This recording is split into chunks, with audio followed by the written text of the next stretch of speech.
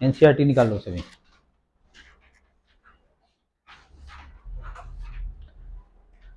तो देखो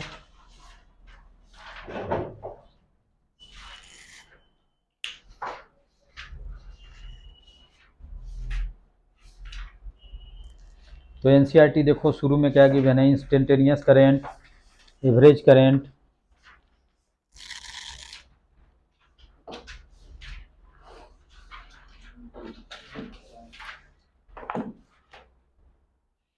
यहाँ पे लिखो, देखो एक करंट है एवरेज, तो इसमें हम लिखेंगे डेल्टा क्यू अपॉन में डेल्टा टी। ये है instantaneous current, INST equal to होता है limit delta T tends to zero delta Q upon में डेल्टा टी, तो कितना हो जाएगा डी क्यू अपॉन में डी टी। ठीक है, अब दोनों पे क्वेश्चन देख लेते हैं, चलो इसको नोट करो जल्दी।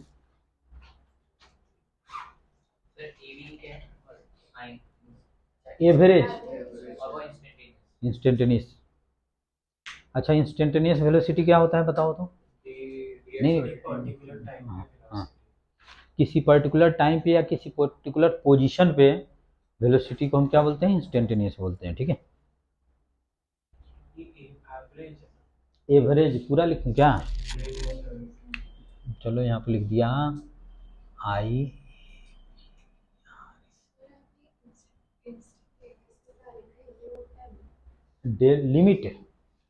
Limit delta T tends to zero delta Q upon में डेल्टा टी, और ये d q by d t हो जाता है।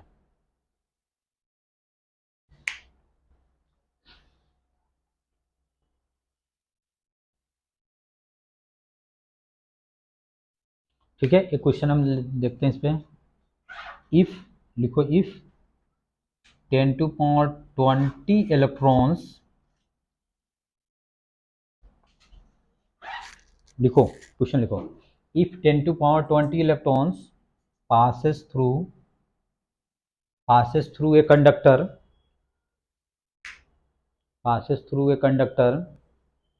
in 2 minutes,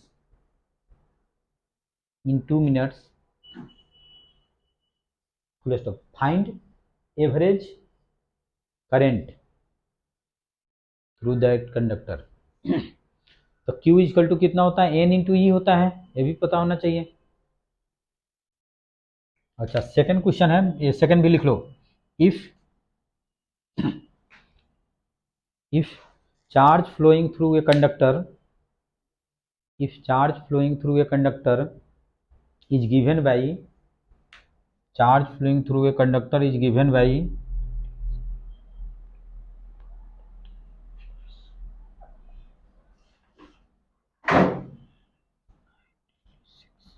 ये गिवन है Q equal to 3t cube plus 4t square plus 9t plus 6। Charge flowing through conductor is given by this, full stop. Find current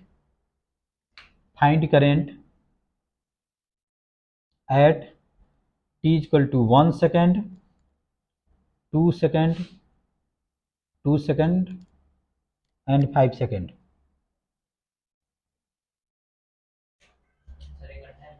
क्या करो, अभी ही करना है।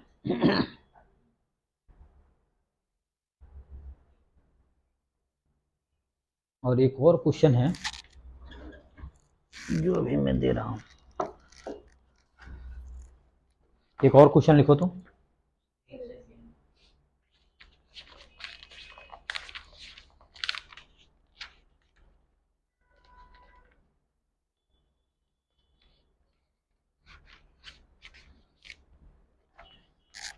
हो गया, ये क्वेश्चन लिख लो, उसके बाद में तुम करते रहो, लिखो। अच्छा चलो तुम पहले एक और क्वेश्चन लिख लो, थर्ड उसके बाद में एक साथ करना। थर्ड लिखो। अच्छा चलो मैं अभी करूंगा, पहले थर्ड क्वेश्चन लिखो। The current through a wire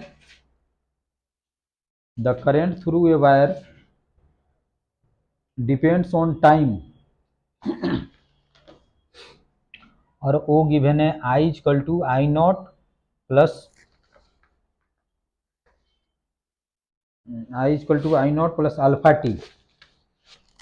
alpha t, ठीक है। आई नॉट की वैल्यू गिवन है 10 और अल्फा की वैल्यू गिवन है 4।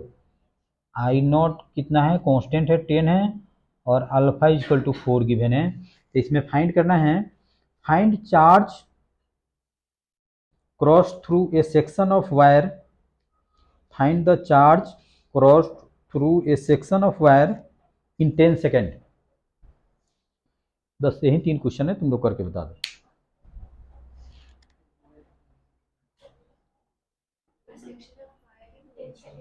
10 सेकेंड।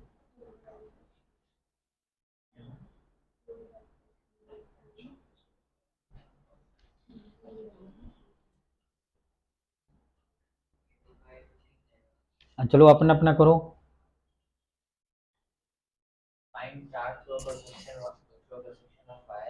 इन 10 सेकेंड।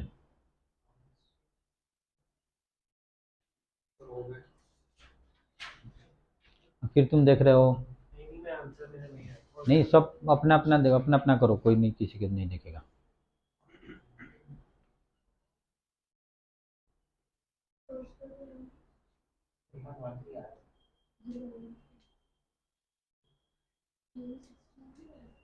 अच्छा चलो मैं करता हूँ एक एक करके, ठीक है।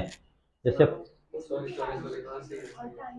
अच्छा सभी का हो गया, हो गया तुम्हारा, हाँ। जैसे मैंने बताया कि जैसे एवरेज करंट कितना होता है, delta Q by delta T, और इंस्टेंटेनियस करंट क्या होता है, D q by d T. यानी कि अभी मिनट में दिया था। अच्छा फर्स्ट क्वेश्चन मैं कर रहा हूँ, देखो यहाँ पे, देखो फर्स्ट क्वेश्चन में कहा गया कि एक फॉर्मूला में बताया था Q equal to N E, ये तो याद होगा। एन क्या होता है, नंबर ऑफ इलेक्ट्रॉन, और ई क्या होता है, चार्ज। तो यहाँ पे Q निकालना हो तो इसमें गिवन है 10 टू पावर 20, और चार्ज कितना होता है 1.6 इंटू 10 टू पावर माइनस 19। तो इससे कैंसिल आउट हो गया, तो कितना हो गया 16 हो जाएगा। कूलम Q इक्वल टू कितना हो जाएगा 16। तो आई एवरेज इक्वल टू मैं क्या लिखाया था, Q बाई टी या delta Q by delta T. तो ये हो जाएगा 16 बाई 2 मिनट्स, तो 2 इंटू 60।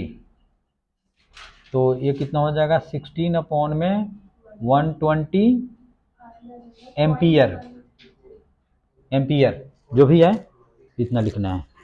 ये क्वेश्चन नहीं बताया था मैं,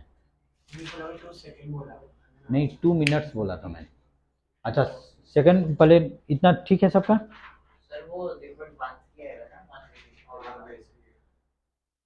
कौन 0.13 आएगा,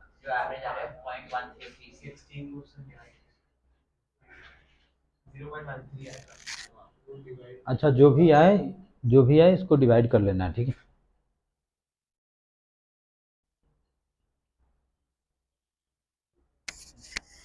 अच्छा सेकंड क्वेश्चन गिवन है, जैसे Q इक्वल टू गिवन है 3T plus 4T² plus 9T plus 6 given है। अब हमको इसमें क्या निकालना है, किसी पर्टिकुलर टाइम पे निकालना है, तो इसको हम क्या करेंगे, टी के रेस्पेक्ट में डिफ्रेंशिएट करेंगे। तो डिफ्रेंशिएशन पता है, कुछ नहीं करते हैं, पावर को मल्टीप्लाई करो, पावर में से 1 माइनस कर दो। तो इसमें हम करेंगे D q by d T.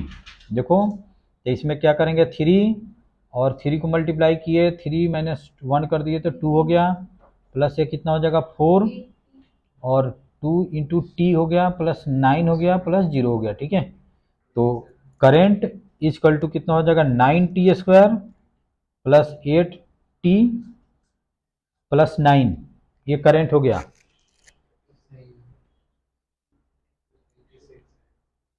कुछ नहीं किया हमने, डिफ्रेंशिएट किया। बताओ यहाँ तक अगर किसी को दिक्कत है तो। अच्छा अब किस टाइम पे निकालना है, 1 सेकंड 2 सेकंड तक टी की वैल्यू पुट कर दो।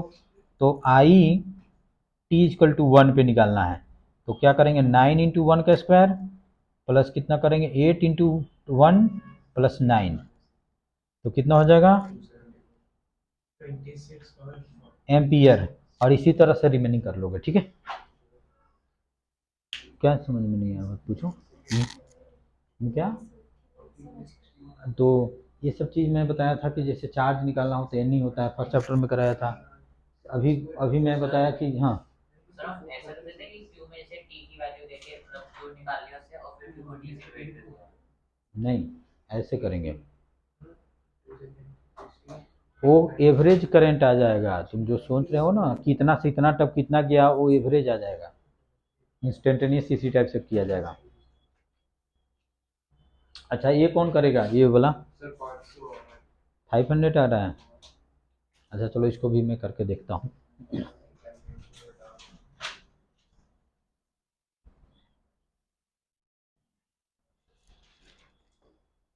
अब थर्ड क्वेश्चन देखो, गिवन है आई इक्वल टू हम लिख सकते हैं डी क्यू अपॉन में D T equal to 10+4 T given है, ऐसे गिवन है।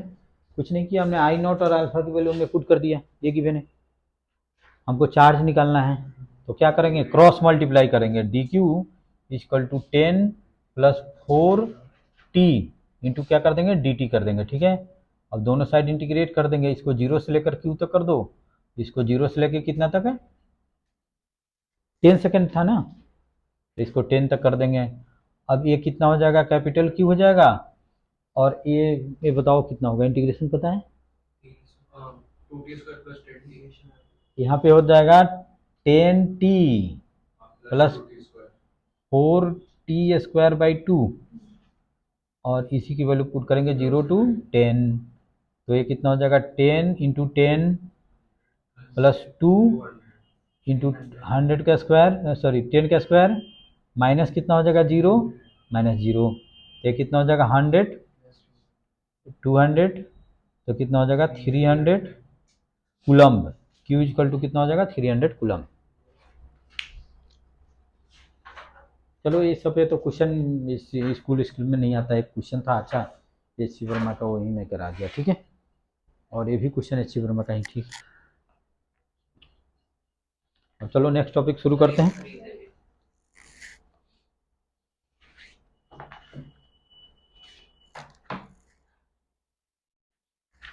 करंट को डिफरेंशिएट कर दे तो कुछ आएगा, करंट को डिफरेंशिएट करने को कुछ आएगा, वो भी आता है, कुछ ना कुछ तो होगा ही। नहीं कोई स्पेसिफिक टर्म तुम्हारे सिलेबस में नहीं है, 12th में नहीं है या फिर बोर्ड्स में नहीं है? नहीं बोर्ड में नहीं है।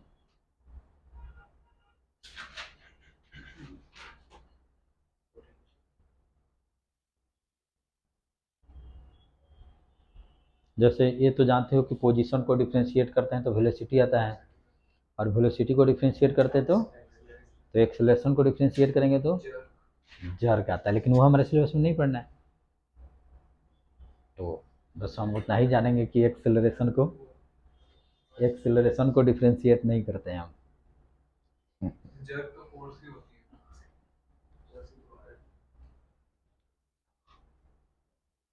चलो अब लिखो ओम्स लॉ। नेक्स्ट टॉपिक है ओम्स लॉ। नहीं, एक और टर्म हम अभी लिखाएंगे, पहले इसको हटा दो। लिखो पहले करेंट डेंसिटी,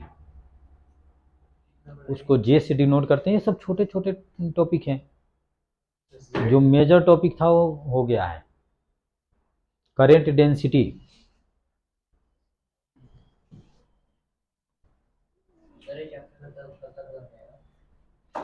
हम देखते रहो, करेंट डेंसिटी उसको जे से डिनोट करते हैं, ठीक है। और मान लो कि कोई एक कंडक्टर है, सिलिंड्रिकल शेप का है, और इसका क्रॉस सेक्शनल एरिया ए है, और इससे करंट फ्लो हो रहा है आई, तो इस केस में जे इक्वल टू हो जाएगा आई अपॉन में ए। जे इक्वल टू कितना हो जाएगा, आई अपॉन में ए। ऐसा यूनिट क्या हो जाएगा इसका,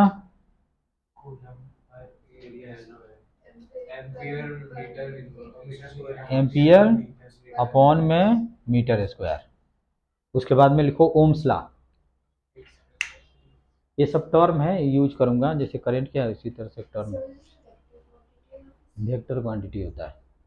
सर इसमें करंट डेंसिटी बोला है, मतलब वॉल्यूम से डिवाइड नहीं होगा ये area, surface density cross sectional area, cross sectional area.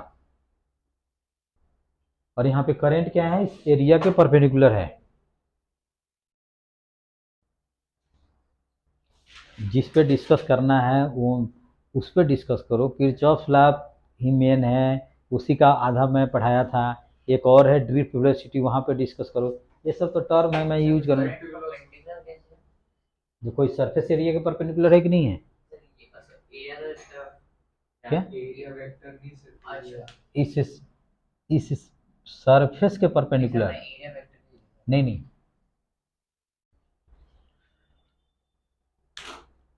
ठीक है। उसके बाद में लिखो ओम्स लॉ। ओम्स लॉ बताओ क्या कहा जा रहा है? V is equal to I am current flowing through a section of conductor is directly proportional to potential difference across that section। ठीक है, तो लिखना चाहोगे या बुकलेट में तो है? लिखो लिखो, it states that, Ohm's law लिखो।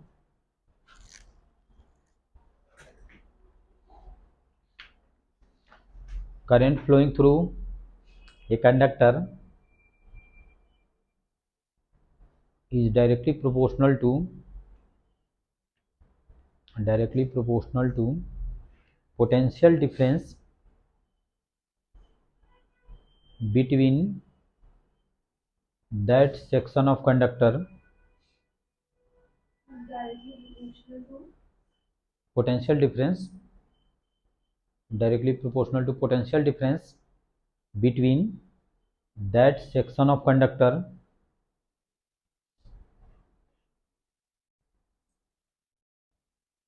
if temperature is kept constant।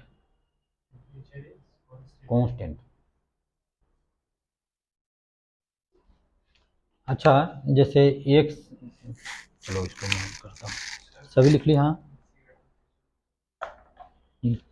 जो करना है वो कर दो।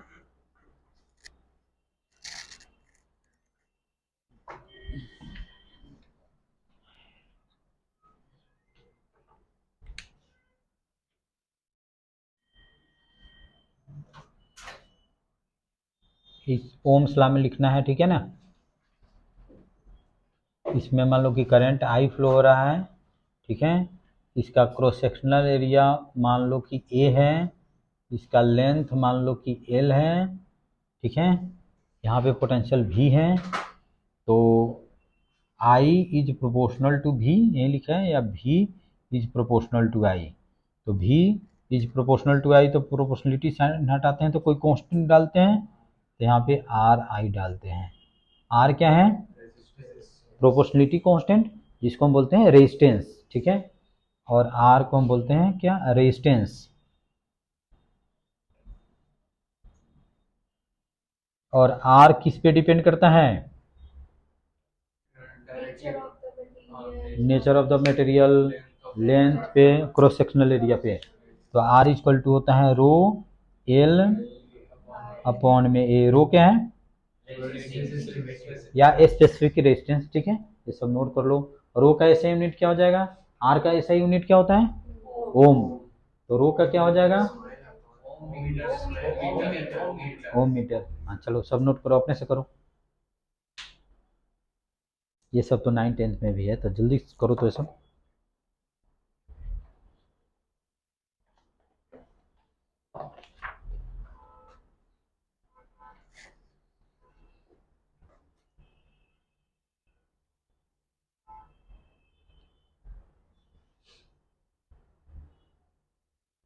अब दो टॉपिक हैं जो अच्छे हैं, नहीं तो सारे इसी टाइप से टॉपिक है। दो टॉपिक, एक ड्रिफ्ट वेलोसिटी और एक टेम्परेचर के साथ रेजिस्टेंस कैसे चेंज होता है, वो टॉपिक है जो उसमें कुछ करना है, नहीं तो सब इसी टाइप से हो गया। अब next,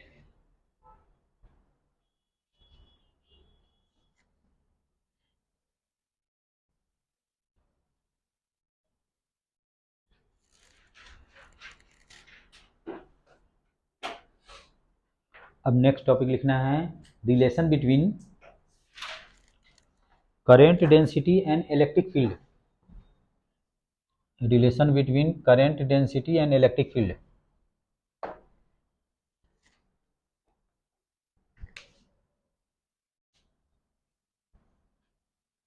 relation between current density J and electric field E निकाल सकते हो तुम। देखो मैं लिखता हूं, जैसे V इक्वल टू कितना होता है E इंटू, ये छोड़ो, V equal to I R तो ये जानते ही हो, अभी मैंने लिखाया था। तो फर्दर हम लिख सकते हैं I, और इसको लिख सकते हैं रो एल अपॉन में ए लिख सकते हैं। इसको मैं ऐसे लिख दूं I अपॉन में ए, और रो इंटू एल लिख दूं तो कोई फर्क नहीं पड़ेगा।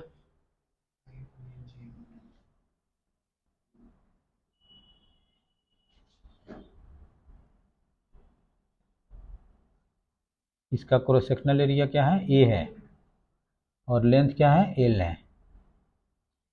यहाँ पे कोई दिक्कत नहीं है, इसमें करंट है आई, और यहाँ पे पोटेंशियल है भी, कुछ नहीं, यही चीज़ है, ठीक है। अच्छा, तो इसको हम लिख सकते हैं भी equal to J rho into L लिख सकते हैं, ठीक है, इसमें तो कोई डाउट्स नहीं है। अच्छा, फर्स्ट चैप्टर में हमने बताया था E D V equal to E into D L, याद है? E equal to D V by D L, तो हमने ए लिखा था E equal to minus D V by D L, और माइनस इसलिए कि इलेक्ट्रिक फील्ड का डायरेक्शन में पोटेंशियल क्या होता है, डिक्रीज करता है, इसलिए लिखा था। अगर इसके बीच में पोटेंशियल डिफरेंस भी है, इसका लेंथ एल है, तो हम लिख सकते हैं, और इसके क्रॉस पोटेंशियल डिफरेंस भी है, लेंथ एल है, यहाँ पे इलेक्ट्रिक फील्ड ई है, तो ई इक्वल टू हम लिख सकते हैं भी अपॉन में एल लिख सकते हैं। तो भी इक्वल टू कितना हो जाएगा, ई इंटू एल हो जाएगा। तो हम फर्दर लिख देते हैं ई इंटू एल, भी equal to J rho into L लिख सकते हैं। इस एल से एल को कैंसिल कर दो। हमने तो यहाँ पे पोटेंशियल डिफरेंस भी लिया, हमने तो यहाँ पे तो ए दिखाना था कि हमको पोटेंशियल क्या होता है, इलेक्ट्रिक फील्ड के डायरेक्शन में डिक्रीज करता है, इसलिए हमने ये बताया था, ठीक है। तो इसे कट कर दिए, तो ई इक्वल टू कितना हो जाएगा, रो इंटू जे, एक ये रिलेशन हो गया। अच्छा, इसको हम ऐसे भी लिख सकते हैं, जे इक्वल टू 1 में रो इंटू ई लिख सकते हैं, और इसको फर्दर हम लिख देते हैं सिग्मा, सिग्मा इंटू ई, ठीक है। ये रिलेशन भी लिखना है। ई क्या है, इलेक्ट्रिक फील्ड, और वो क्या है, और सिग्मा क्या है, कंडक्टिविटी। तो सिग्मा क्या चीज़ है, 1 में रो, और ये है तुम्हारा कंडक्टिविटी। तो जिस मटेरियल का रेजिस्टिविटी ज़्यादा होगा उसका कंडक्टिविटी कम होगा, ये पता पढ़े ही हो, और जिसका रेजिस्टिविटी कम होगा उसका कंडक्टिविटी ज़्यादा होगा। चलो नोट कर लो इसको। अच्छा, इसका सुनो, हाँ सिग्मा सर। अच्छा सुनो, और ये भी जानते हो ना कि conductivity into resistivity equal to 1, ये दोनों रेसिप्रोकल होता है, भी जानते हो कि जो ज़्यादा कंडक्टर है होता है उसका रेजिस्टिविटी कम होता है। चलो जल्दी नोट करो इसको। तो ये रिलेशन समझ गए कि कैसे आया?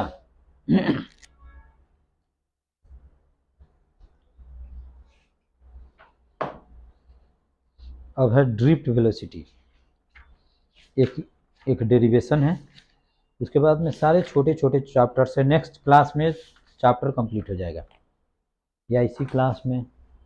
तो क्या बोले?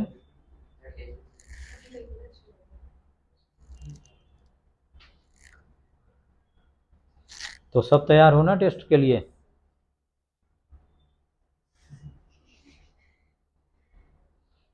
जो ऑनलाइन है वो भी, उसका भी है कि सर आप रहने दो। नहीं नहीं, टेस्ट तो होगा। सर इसको सिग्मा तो ऐसे 10 से भी डिफरेंट होता है, तो कोई और साइन नहीं दे सकते? एनसीईआरटी में यही दिया हुआ, इसलिए हमने यही दिया। कौन साइन, अपने से तो कुछ बनाएंगे नहीं। अब इलेक्ट्रिक फील्ड को हम बोल दें कि हम पी से रिप्रेजेंट कर रहे हैं, मर्जी हमारा है, तो जो कन्वेंशन है उसको हम फॉलो करेंगे। रेजिस्टिविटी का फिर और सिग्मा नहीं है इसको नहीं है। ये रेजिस्टिविटी है, ये कंडक्टिविटी है, इसको तो अभी मैं बताया था। रेजिस्टिविटी का फिर सिग्मा नहीं है। और रो क्या है? Conductivity resistivity.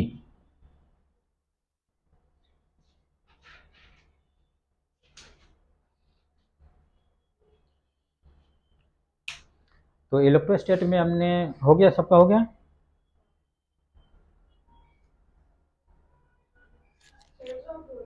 हाँ,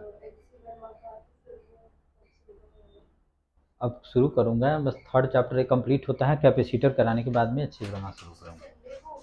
हाँ, संडे के अभी। सुबह अच्छा, वो तो मैं टाइम बताऊंगा, पहले इतना नोट करो, ये सब चीज़ बाद में डिस्कस करेंगे। इतना नोट कर लिए, ठीक है। अच्छा, हमने ये बताया था कि कोई भी कंडक्टर है उसमें large number of free electrons होता है, तो उसमें करंट क्यों नहीं होता है, बताया था। बीच में वो होता है। क्या होता है? सर हर छोटे वॉल्यूम में जितने नंबर ऑफ एटम्स एक डायरेक्शन है उसके उतने ही दूसरे डायरेक्शन में होता है, क्योंकि वो रेंडम मोशन होता है, और रेंडम मोशन होता है तो किसी पर्टिकुलर डायरेक्शन में होता नहीं है। तो हम ये जूम करते हैं कि अगर 1 बिलियन ऐसे जा रहा है तो 1 बिलियन ऐसे जा रहा है, 1 बिलियन ऐसे जा रहा है तो 1 बिलियन ऐसे जा रहा है, ठीक है। ये चीज़, ये कंसेप्ट मैं यहाँ पे यूज करूँगा, समझ गए।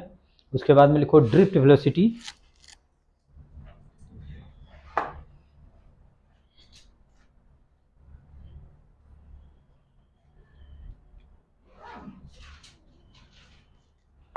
ड्रिफ्ट, ड्रिफ्ट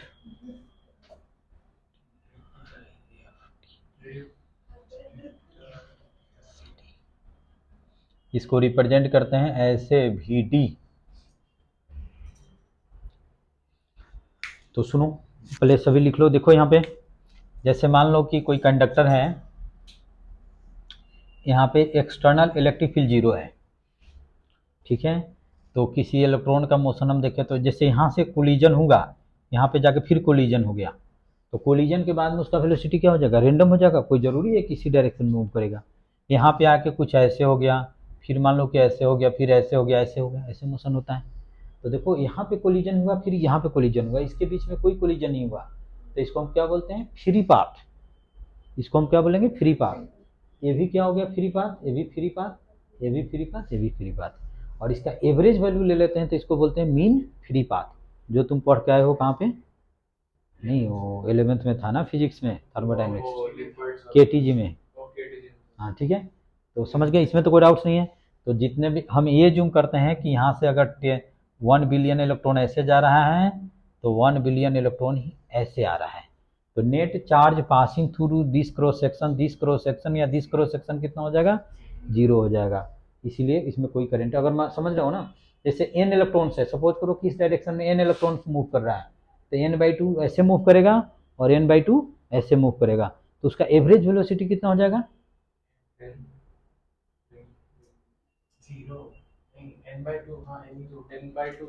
देखो वेलोसिटी, अब वेलोसिटी स्पीड में डिफरेंस है कि नहीं है। अगर मैं पूछूं, जैसे तुम कार चला रहे हो, जैसे मान लो कि तुम जा रहे हो चंडीगढ़, ठीक है। मैं पूछूं कि तुम्हारे कार का स्पीड कितना था, तो क्या बताओगे। मान लो कि तुम्हारा 90 किलोमीटर पर आवर है, मान लो कि उस समय 90 किलोमीटर पर आवर है, तो तुम क्या बताओगे। मैं पूछूं तुम्हारा स्पीड, कार का स्पीड क्या था, क्या बताओगे। हम एवरेज ही बताएंगे कि कितने पे जा रहे हैं। अच्छा, तो 90 बताओ ना, कि 90 किलोमीटर पर आवर। मैं पूछूं कि तुम्हारे कार का वेलोसिटी क्या था, तो क्या बताओगे। 90 kilometre per hour towards east, towards west. Velocity क्या होता है, वेक्टर क्वांटिटी होता है, तो उसमें डायरेक्शन बताना है, वो नॉर्थ ईस्ट या दिस दैट बताना पड़ेगा। लेकिन स्पीड क्या है, ये स्केलर है, तो तुमको सिर्फ बताना पड़ेगा 90 किलोमीटर पर आवर, ठीक है। तो यहाँ पे वेलोसिटी की बात हो रहा है, तो हमने बताया कि अगर n इलेक्ट्रॉन्स है तो n/2 का ऐसे है और n/2 का ऐसे है, तो इसका वेलोसिटी पॉजिटिव होगा, इसका वेलोसिटी क्या होगा, निगेटिव होगा, मीन कितना हो जाएगा, 0 हो जाएगा। समझ रहे हो ना। अगर मान लो कि यही कंडक्टर है ऐसे, इस डायरेक्शन में मान लो कि किसी तरह से हमने इलेक्ट्रिक फील्ड अप्लाई कर दिया, तो जितने भी फ्री इलेक्ट्रॉन्स है सब पे फोर्स किस डायरेक्शन में लगेगा, इस डायरेक्शन में, ऑपोजिट डायरेक्शन। हाँ फ्री इलेक्ट्रॉन्स पे। फिर ऑपोजिट डायरेक्शन। तुम बताओ। अभी मैंने बताया सर कि right direction. A physical to कितना होता है, क्यू इंटू ई होता है। A physical to Q into होता है। अगर चार्ज पॉजिटिव हो तो फोर्स का डायरेक्शन क्या होगा, फील्ड के डायरेक्शन में होगा। चार्ज नेगेटिव हो तो ऑपोजिट। अपोजिट डायरेक्शन में। इलेक्ट्रिक फील्ड मैंने ऐसे किया तो जो इंड्यूस्ड इलेक्ट्रिक फील्ड हुई ना राइट, से वो कैंसिल आउट हो जाएगा। इंड्यूस्ड, इंड्यूस्ड अब हम इलेक्ट्रोस्टैटिक्स नहीं पढ़ रहे हैं, ठीक है। वो अलग था, वो कंसेप्ट अलग था, इलेक्ट्रोस्टैटिक्स नहीं है। मान लो कि इसके क्रॉस ऑलरेडी हम पोटेंशियल सेटअप किए हुए हैं, ठीक है, और ठीक है, तो इसमें करंट होगा। वो इलेक्ट्रोस्टैट का कंसेप्ट नहीं है कि अब हम ये नहीं बताएंगे कि इसके अंदर नेट चार्ज जीरो होगा। करंट हम पढ़ रहे हैं, इसमें चार्ज होगा, ठीक है। तो मान लो कि इलेक्ट्रिक फील्ड इस डायरेक्शन में हमने किसी तरह से अप्लाई कर दिया, तो जितने भी फ्री इलेक्ट्रॉन्स है सब पे फोर्स किस डायरेक्शन में लगेगा, इस डायरेक्शन में लगेगा। तो जितने भी इलेक्ट्रॉन्स हैं सबका कुछ ऐसे ऐसे होगा, ऐसे होगा।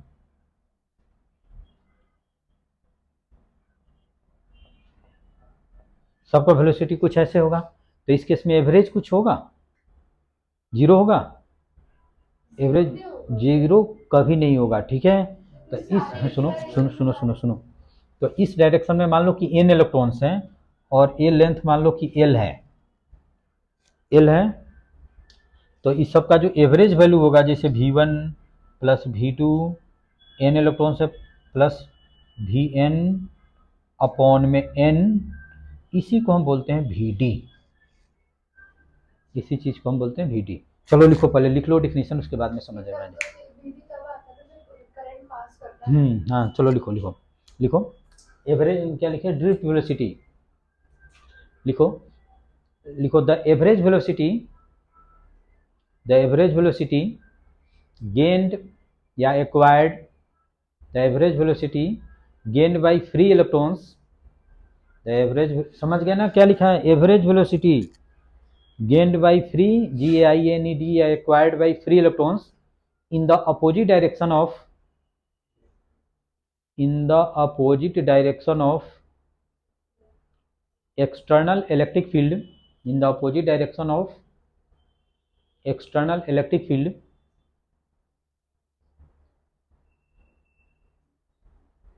is known as drift velocity। तो समझ गए ड्रिफ्ट वेलोसिटी क्या चीज़ है। तो हम ये दिखाएंगे कि इन absence of external electric field उसका वेलोसिटी क्या होता है, रेंडम होता है। और इस केस में मान लो कि इसका स्पीड u1 है, u2 है, plus dot dot dot un है, तो उसका एवरेज कितना हो जाएगा, जीरो हो जाएगा। कब, जब इलेक्ट्रिक फील्ड नहीं है तो उसका वेलोसिटी क्या होगा, रेंडम होगा। और रेंडम होगा तो उस केस में उसका एवरेज वेलोसिटी क्या होगा, जीरो होगा। अब समझ लिए। अब इसी चीज़ को मैं एक बार सिस्टमेटिक ढंग से पढ़ा देता हूँ, बता देता हूँ। Number of electrons.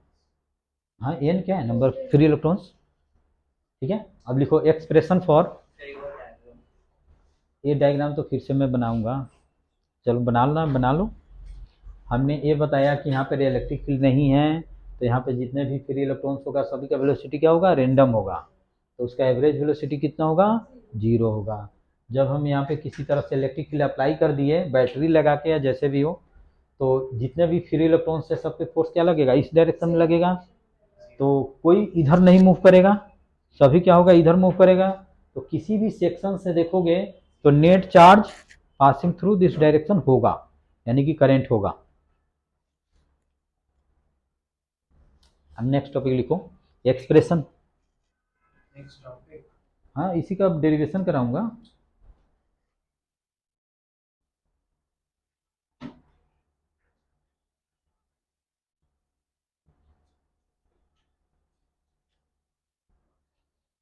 लिखो expression for drift velocity. Booklet दिखाओ तुम, बुकलेट करंट इलेक्ट्रिसिटी।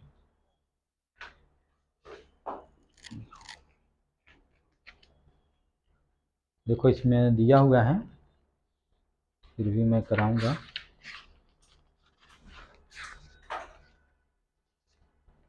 देखो ये सब यही लिखा हुआ है, तो ये सब लिखाना तो ज़रूरी नहीं है। कंसीडर जैसे एक्सप्रेशन फॉर ड्रिफ्ट वेलोसिटी, और ड्रिफ्ट वेलोसिटी में लिखाया हूँ the average velocity gained by free electrons of conductor in the opposite direction of external electric field is known as drift velocity.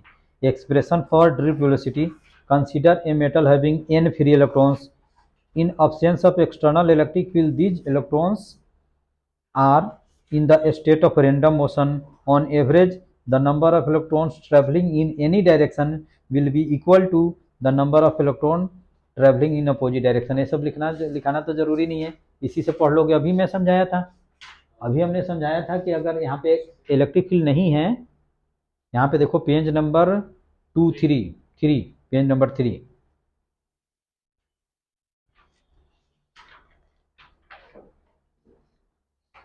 तो ये सब लिखाना ज़रूरी नहीं है, मैं मैथमेटिक्स करा रहा हूँ। यही सब चीज़ मैं समझाया हूँ कि एक्सटर्नल इलेक्ट्रिक फील्ड नहीं है तो हम ये एज्यूम करेंगे कि n, अगर n इलेक्ट्रॉन से कोई मेटल है जिसमें n इलेक्ट्रॉन्स हैं तो n/2 ऐसे जा रहा है तो n/2 ऐसे आएगा, ठीक है।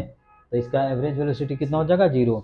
जब हम इलेक्ट्रिक फील्ड अप्लाई कर देंगे तो सभी का इस डायरेक्शन में वेलोसिटी हो जाएगा। तो एक फार्मूला अप्लाई करेंगे, सभी पे फोर्स लगेगा, और फोर्स लगेगा तो इस डायरेक्शन में स्पीड क्या होगा, इंक्रीज करेगा। तो v equal to U plus A T लिखेंगे। v जैसे फर्स्ट इलेक्ट्रॉन है v1, सेकेंड इलेक्ट्रॉन है v2, n इलेक्ट्रॉन है तो vn, तो सबका velocity v1 equal to u1 plus A T one, v2 equal to u2, acceleration तो सबका सेम होगा, और इस तरह से करके उसी का एवरेज ले लेंगे तो ये आ जाएगा, ठीक है। चलो लिखो,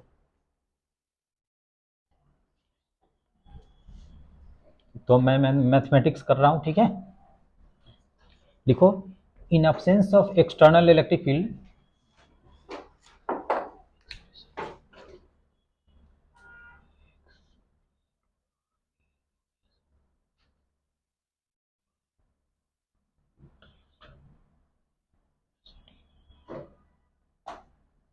पहले ये भी लिख लो, लिखो कंसीडर ए कंडक्टर हैविंग, पहले लिखो कंसीडर, इसको कट कर दो, लिखो consider a conductor having capital N electrons, थोड़ा शॉर्ट में लिखा दे रहा हूँ, मेन तो तुमको बुकलेट से पढ़ना है। Capital N electrons, full stop. लिखो in absence of external electric field,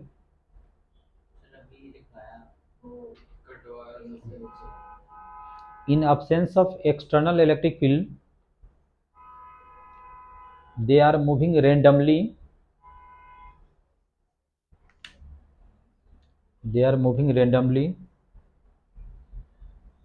ठीक है।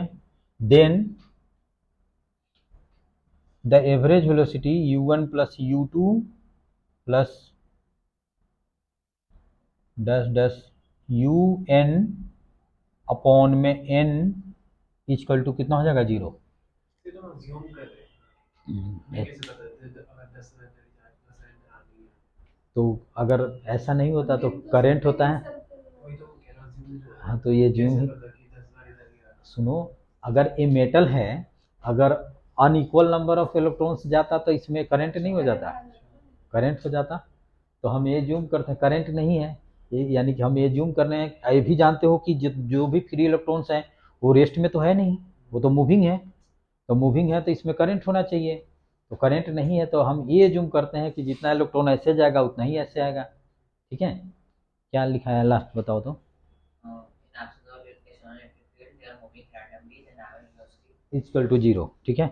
देखो when an external electric field, when an external electric field E applied, comma the free electron experience force, the free electrons experience force E applied, comma the free electrons will experience force and move in the opposite direction of external field,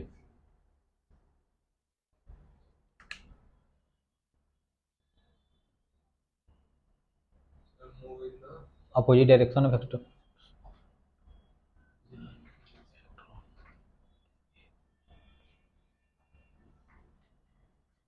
देखो यहाँ पे जैसे F क्या है, force on an electron, ठीक है, capital F बना दो, तो कैपिटल एफ इक्वल टू कितना हो जाएगा, माइनस ई इंटू ई हो जाएगा, बता दो।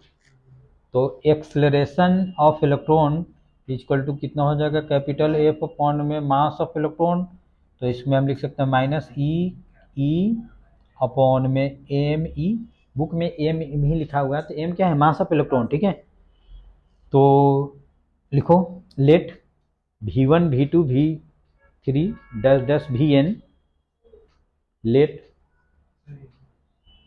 V1 vector comma V2 vector dash dash dash dash Vn vector are velocities of electrons,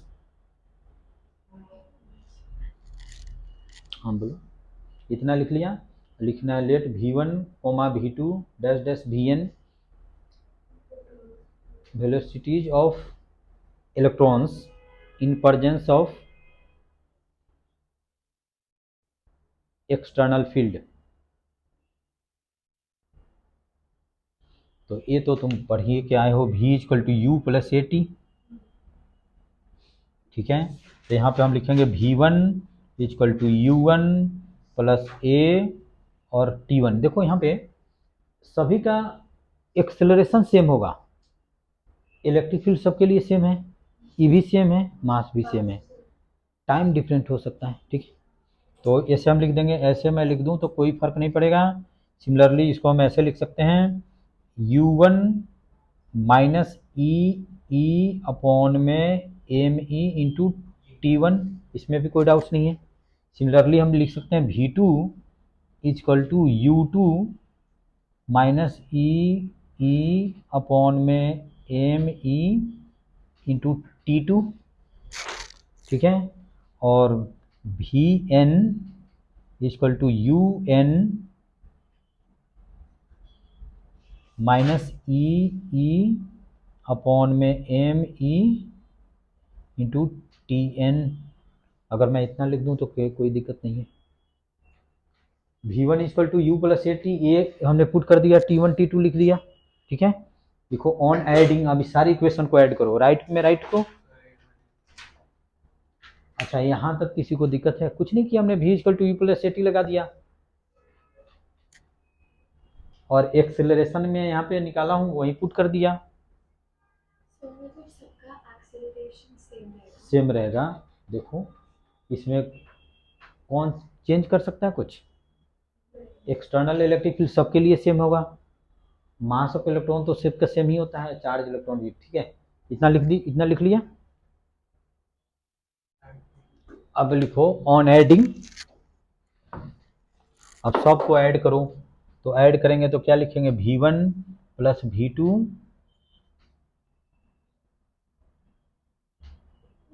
dash dash Vn equal to कितना हो जाएगा, U1 plus U2 plus UN minus E upon में M E common ले लो, ठीक है। तो कितना हो जाएगा, T1 plus T2 plus Tn, इसमें भी कोई डाउट्स नहीं होना चाहिए। अब कैपिटल एन से दोनों साइड डिवाइड करो,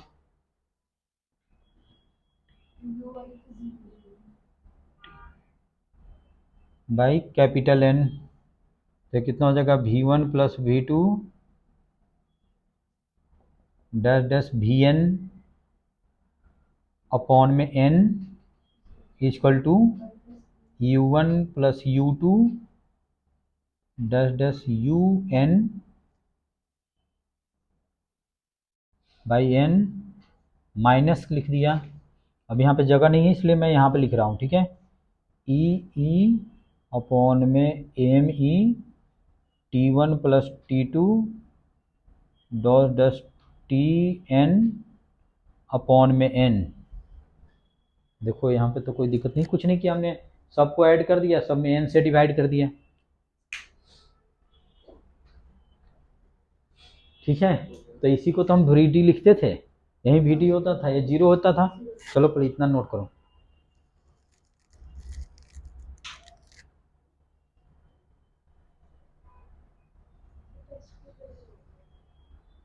बस अभी सब तैयार हो ना? हाँ ट्यूशन भी है क्या ट्यूशन है कि तुम्हारा? मेरा टेस्ट टाइम ट्यूशन तो मैं, अच्छा चलो, टेस्ट तो एक ही दिन होगा, एक ही क्वेश्चन पेपर है। अब सबके लिए अलग अलग हो जाएगा तो बोलेगा कि नहीं हमारे सेट में तो मुश्किल आ गया। चलो हो गया, नोट कर लिए इतना? तो अब नोट कर लिए तो इसके बाद लिख दो, यही तो हम लिखे थे VD। तो यही हम लिखे थे VD, और ये कितना हो जाएगा 0, और माइनस ई अपॉन में M, और इसको हम लिख देते हैं टाउ। अब टाउ यहाँ पे टर्क नहीं है, टाउ यहाँ पे रिलैक्सेशन टाइम है। तो ठीक है, तो फाइनल हमारा फॉर्मूला हो गया VD equal to E upon mass of electron into tau. देखो ए हो गया, देखो VD equal to minus something है, यानी कि VD क्या होगा, इलेक्ट्रिक फील्ड के अपोजिट डायरेक्शन में होगा। अगर इसका मॉड मैं लिखूं तो VD का मॉड या सिंपली VD लिख दो इजकल टू हो जाएगा ई अपॉन में मास of electron into tau. Tau अभी मैं बताता हूँ कि क्या चीज़। ई मास ये स्कूल को एक ही लिखा किसको? है ई मास ई वहीं तो लिखा। बस ए उनके शॉर्ट में भी नहीं एक्सेलरेशन के लिए लिख रहे हैं। अच्छा, एक्सेलरेशन क्यों नहीं लिखे? तो वहाँ पे इलेक्ट्रिक फील्ड मास गिवन रहेगा, एक्सेलरेशन थोड़ा ही गिवन रहेगा। डेरिवेशन में जो नहीं, डेरिवेशन में लिख सकते हैं, लेकिन इसी के टर्म में एनसीईआरटी में दिया हुआ है, और वहाँ पे इलेक्ट्रिक फील्ड गिवन रहेगा, एक्सेलरेशन नहीं गिवन रहेगा। तो ये दोनों इक्वेशन को लिख देना है, ये वेक्टर फॉर्म में है और इसका क्या है, मैग्नीट्यूड है। अब इसमें किसी को कोई डाउट है तो पूछो। अच्छा, T1 क्या है, T2 क्या है? मैं जैसे देखो, जैसे यहाँ पे कोलिजन हुआ, जैसे कोलिजन हुआ तो आफ्टर कोलिजन उसका वेलोसिटी क्या हो जाएगा, रेंडम हो जाएगा। तो मान लो कि U1 है और यहाँ पे वेलोसिटी किसी टाइम, किसी ऐसा तो है नहीं कि सबका कोलिजन एक ही बार होगा, सबका डिफरेंट डिफरेंट टाइम पे होगा। तो मान लो कि कोई पर्टिकुलर इलेक्ट्रॉन है जिसका यहाँ पे कोलिजन हुआ और आफ्टर कोलिजन U1 हो गया, और फिर यहाँ पे T1 टाइम पे उसका वेलोसिटी V1 होगा, वो जस्ट कोलिजन होने जा रहा है, तो वो हमने ले लिया। ठीक है, U1 U2 V2 ले लिया। और रिलैक्सेशन टाइम क्या होता है, जैसे यहाँ पे T1 हुआ, यानी कि इसके बीच में तो कोई कोलिजन नहीं हुआ, तो ये रिलैक्सेशन टाइम हो गया। तो कोई इलेक्ट्रॉन ऐसा है कि 1 नैनो सेकंड में कोलाइड करता है, कोई 2 नैनो सेकंड में कोलाइड करता है, कोई 3 नैनो सेकंड में कोलाइड कर सकता है। तो उसी का जो एवरेज टाइम हम लेते हैं वही क्या होता है, रिलैक्सेशन टाइम होता है। ये T1 किसके लिए है, फर्स्ट इलेक्ट्रॉन का रिलैक्सेशन टाइम, यानी कि इसके बीच में वो शिफ्ट चला है, कोलिजन नहीं हुआ। T2 क्या है, दूसरे का रिलैक्सेशन टाइम है। हाँ ठीक है, समझ गया ना? तो ये सब समझ गए इसमें। तो लिखो टाउ क्या है, रिलैक्सेशन टाइम है, और उसको डिफिनीशन लिख लो। अच्छा, एक और चीज़ सुन लो, यहाँ पे सुनो। जैसे अभी मैं बताया कि यहाँ पे कोलिजन हुआ, यहाँ पे कोलिजन हुआ, ऐसे ऐसे कोलिजन हुआ, तो ये सब क्या है, फ्री पाथ है। फ्री पाथ हुआ, यहाँ से यहाँ तो कोई कोलिजन नहीं हुआ, यहाँ भी नहीं हुआ, यहाँ भी फ्री पाथ। और इसी का एवरेज ले लेते हैं तो क्या होता है, मीन फ्री पाथ। तो ये क्या है, रिलैक्सेशन टाइम है, यानी कि इसमें कोई कोलिजन नहीं हुआ, वो इलेक्ट्रॉन चला, तो इसी का एवरेज वैल्यू ले लेते हैं तो वही होता है रिलैक्सेशन टाइम। लिखो लिखो the average time interval between two successive या और consecutive, the average time interval between to consecutive collisions is known as relaxation time. और समझ गए ना कि सबका टाइम सेम नहीं होता है, तो एवरेज ले लेते हैं, तो उसी को बोलते हैं रिलैक्सेशन टाइम। मतलब हर इलेक्ट्रॉन का अलग रिलैक्सेशन है अलग अलग होता है, जैसे सबका ऐसा तो नहीं है कि सबका ये मीन पाथ सेम तो होता नहीं, सबका डिफरेंट डिफरेंट होता है, तो उसी का हम मीन वैल्यू ले लेते हैं, तो मीन फ्री पाथ होता है। और इसी का सबका टाइम इंटरवल सेम नहीं है, तो उसी का सबका हमने मीन लिया, उसी को तो हमने टाउ लिखा, तो उसको average time interval between two successive या consecutive collisions is known as relaxation time. ठीक है, अब नेक्स्ट टॉपिक या टेस्ट ले, सभी तैयार हो टेस्ट के लिए? तुम बताओ, टेस्ट देने के लिए तैयार हो? नहीं नहीं तुम तैयार हो? थोड़ा थोड़ा यस और नो। पढ़ के आए। नहीं तो ऐसे नहीं होगा। देखो अब मैं बता दिया, हर ट्यूसडे को टेस्ट होगा और क्लास के पहले ही टेस्ट लूँगा मैं, नहीं तो क्लास के बाद में तो तुम लोग दोगे नहीं, नहीं हमारा ट्यूशन है, हमको जाना है।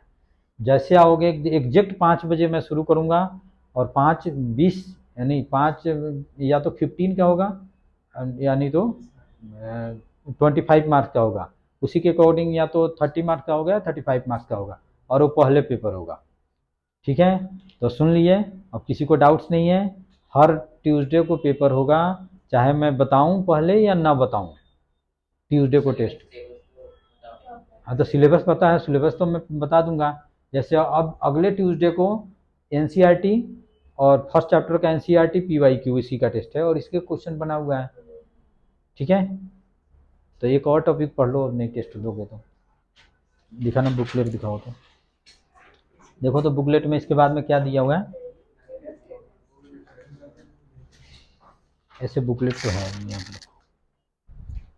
सर इसके न्यूमेरिकल्स क्लास में रहोगे? एकदम अगली क्लास में कराऊंगा। एनसीईआरटी पहले, एनसीईआरटी की कराऊंगा फिर पीवाईक्यू कराऊंगा। ठीक है, उसके बाद में 1 मिनट, उसके बाद में लिखो रिलेशन बिटवीन, यहाँ पे रिलैक्सेशन टाइम का भी डिफिनेशन लिखा हुआ है। ठीक है,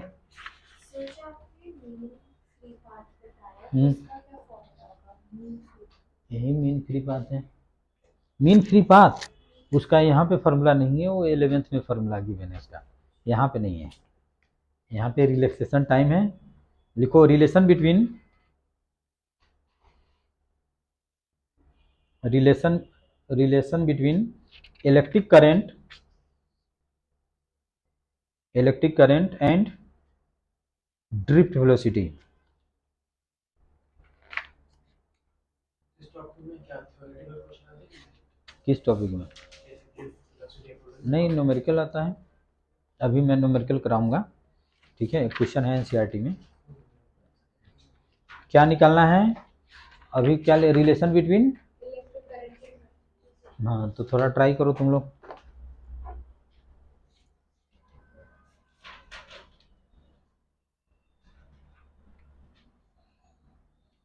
अच्छा ये बताओ कि अब तो ये समझ गए कि इलेक्ट्रॉन अगर किसी वायर में करंट फ्लो कर रहा है तो उसमें इलेक्ट्रॉन किस स्पीड से मूव करेगा, ड्रिफ्ट स्पीड से मूव करेगा, ड्रिफ्ट वेलोसिटी से मूव करेगा। अगर उसका मान लो कि ड्रिफ्ट वेलोसिटी भी है तो डेल्टा टी टाइम में कितना डिस्टेंस कवर करेगा, बताओ।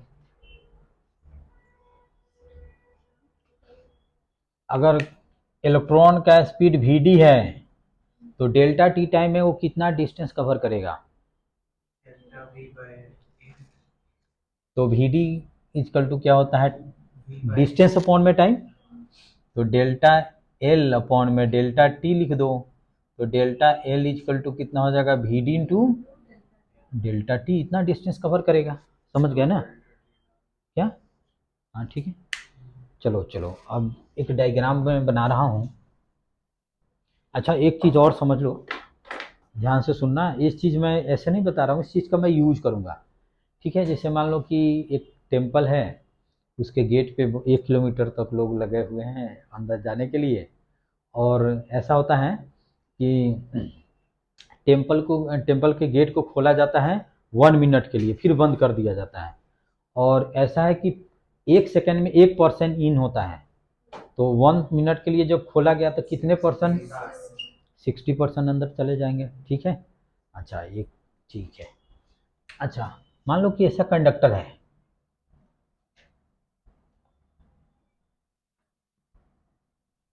एक कंडक्टर है, ठीक है, इसमें तो कोई large number of free electrons है और ये सारे इलेक्ट्रॉन्स इधर मूव कर रहा है, ऐसे मूव कर रहा है, इलेक्ट्रिक फील्ड ऐसे है। ठीक है, तो डेल्टा टी टाइम में, जैसे डेल्टा टी टाइम में कितने सेक्शन का इलेक्ट्रॉन इससे बाहर चला जाएगा,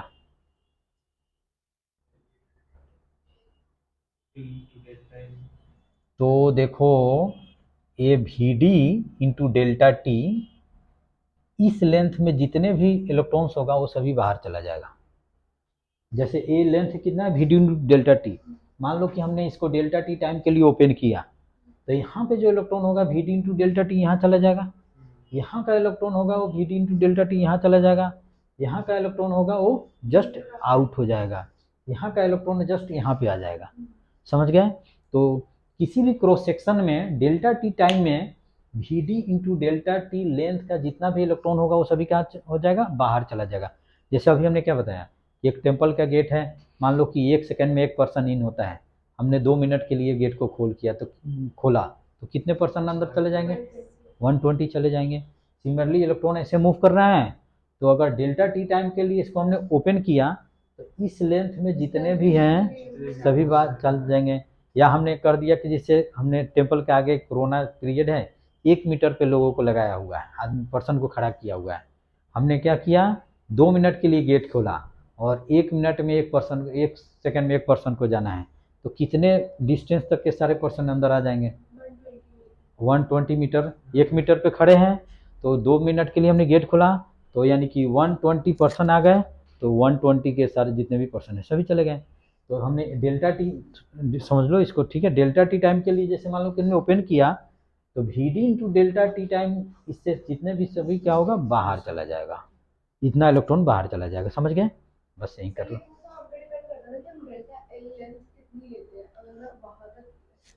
तो डेल्टा टी हमको कितना टाइम में रखना है वो तो हमको पता है, और वी डी तो कांस्टेंट होता है, अभी मैं वी डी निकालूंगा वो तो कांस्टेंट होता है।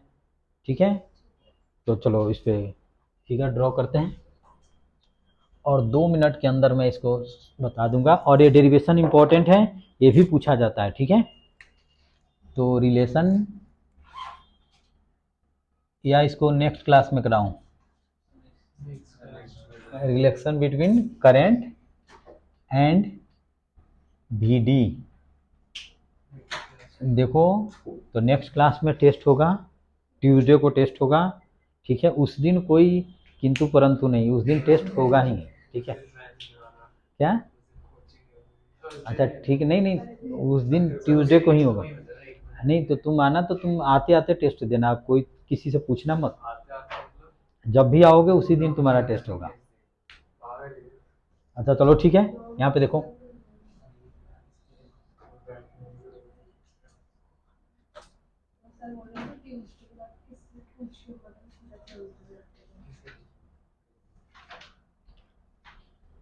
चलो यहाँ पे देख लो, इसका क्रॉस सेक्शनल एरिया ये है और ये इसका भी क्रॉस सेक्शनल एरिया ये ही है।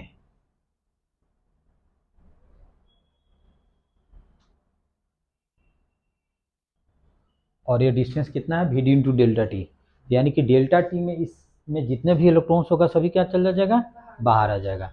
लिखो लिखो, consider a conductor, consider a conductor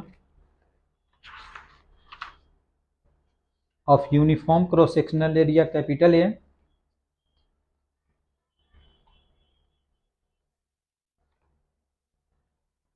uniform cross sectional area capital A, symbol देना है कैपिटल ए का, and free electron density area capital A, and free electron density small N, free electron density small N. तो small N क्या हो गया, bracket में लिखो, free electron density small N, bracket में लिखो number of free electrons per unit volume, number of free electrons per unit volume, number of free electrons per unit volume. ठीक है, इसमें तो कोई डाउट नहीं है। तो स्मॉल एन इक्वल टू कितना हो जाएगा, नंबर ऑफ फ्री इलेक्ट्रॉन्स मान लो कि एन है, और इसका वॉल्यूम कितना हो जाएगा, A V D into delta T. जैसे सिलेंडर है तो सिलेंडर का वॉल्यूम कितना होता है, cross sectional area into length, इसमें तो मैंने कर दिया, तो क्रॉस मल्टीप्लाई कर दो, तो एन इक्वल टू कितना हो जाएगा, small n A we D into delta T. ये क्या है? Number of free electrons, number of free electrons. ठीक है, यहाँ पे तो कोई डाउट्स नहीं है। So ये expression कैसे आया small n? जैसे स्मॉल एन हमने क्या लिखा है, देखो free electron density, free electron density यानी कि number of free electrons per unit volume. तो इसका वॉल्यूम कितना हो जाएगा, सिलेंडर का वॉल्यूम कितना होता है, cross section pi R square H. तो क्रॉस सेक्शनल एरिया कितना हो जाएगा, पाई आर स्क्वायर हो जाएगा, और एच तो यहाँ पे गिवन है। तो cross sectional area into length, length इसका गिवन है। इसी को हमने क्या किया, क्रॉस मल्टीप्लाई कर दिया, तो n equal to small n A we D into delta t आ गया, यानी कि इतना फ्री इलेक्ट्रॉन्स हो गया। ठीक है, तो लिखो अब नेक्स्ट इसके बाद में लिखो द चार्ज पासिंग